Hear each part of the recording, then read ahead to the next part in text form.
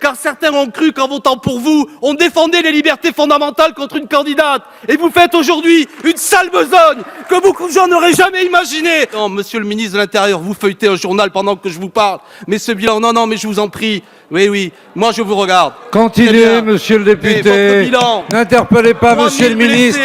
Ne cherchez pas l'incident. Continuez. Continuez.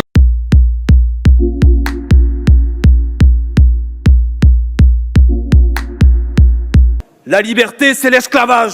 Vous nous avez habitués à cet exercice en nous disant que faciliter les licenciements crée de l'emploi. Tout à l'heure, la garde des Sceaux nous a dit que pour défendre les sources, il faut le droit de perquisitionner des journaux. Et vous continuez, monsieur le ministre de l'Intérieur, à nous dire que pour défendre le droit de manifester, il faudrait le restreindre. Nous n'acceptons pas cette logique. Nous n'acceptons pas son caractère pervers politiquement. Dites aux citoyens, et je le dis notamment pour dénoncer l'article 2, vous rompez tout l'édifice de la justice et ce qui était nos principes fondamentaux. Désormais, quelque chose d'aussi grave que l'interdiction de manifester ne sera plus une décision de justice rendue par un juge, mais par un préfet qui est le représentant de l'autorité politique du gouvernement. Oui, exactement. Nous revenons là à une chose fondamentale. Souffrez du fait que précisément le droit de manifester est un bien précieux qui concerne notamment ses opposants. Le droit de manifester pour critiquer un gouvernement, pour dire des choses qu'un gouvernement n'accepte pas, pour dire des choses précisément qui vont à l'inverse de votre politique.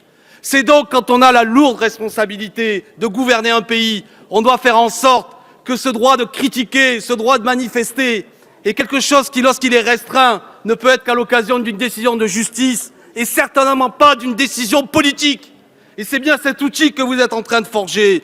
Écoutez les voix qui vous critiquent, monsieur le ministre et mes chers collègues. Écoutez-les, non seulement les nôtres, mais elles viennent de vos rangs. Elles viennent de gens qui vous ont aidé à prendre le pouvoir. Elles viennent notamment de l'avocat, monsieur Sureau, qui est l'homme qui a écrit et rédigé les premiers statuts de la République en marche et qui vous disent aujourd'hui que cette loi intimide non pas le citoyen, non pas le délinquant, mais le citoyen. Et je ne citerai pas les nombreux députés En Marche, et je les félicite, qui ont fait entendre plus que de l'émotion, mais même une critique très rude, en jugeant cette loi liberticide, inutile. Écoutez le syndicat de la magistrature qui vous dit que c'est une privation de la liberté, qui ne repose pas sur des faits précis, mais sur des supputations.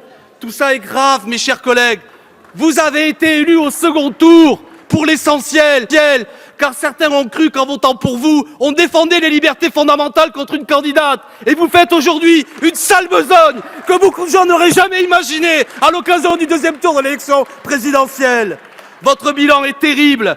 Vous vous en êtes pris avec votre loi immigration, précisément en vous opposant au délit et au devoir de solidarité. Dans la loi de sécurité intérieure, vous avez gravé des dispositions de l'état d'urgence dans le droit commun. Dans votre loi fake news, vous avez restreint la liberté de la presse et la liberté d'expression. Dans la loi sur le secret des affaires, vous remettez en cause notamment le travail d'investigation des journalistes, l'anonymat et la protection des sources. Votre réforme de la justice s'en prend à la séparation des pouvoirs. Et votre loi vient aujourd'hui s'ajouter à cette longue liste qui a pour toile de fond un terrible bilan. Monsieur le ministre de l'Intérieur, vous feuilletez un journal pendant que je vous parle. Mais ce bilan, non, mais je vous en prie. Oui, moi je vous regarde. Continuez, monsieur le député.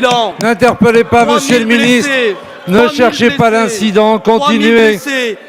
3000 blessés. Oui, scandaleux. Scandaleux, effectivement. 3000 blessés, un décès, 396 blessures graves. 12 passants ont été blessés. 44 journalistes depuis le début du conflit sont blessés et 8 soigneurs, notamment en raison de matériel, notamment ces LBD flashballs, dont nous aurions dû discuter, non pas pour déshabiller nos forces de l'ordre face à ceux qui les agressent, mais pour peut-être réfléchir et nous inspirer de ce que font d'autres pays d'Europe pour maintenir l'ordre. Voilà où nous en sommes. Cette loi est une loi scélérate. À tous ceux qui ont fait entendre leur conscience dans la presse, au-delà de nos rangs, je leur dis, contre cette loi qui restreint le droit de manifester, manifestez-vous et votez contre comme nous. Merci. Je fais annoncer le scrutin.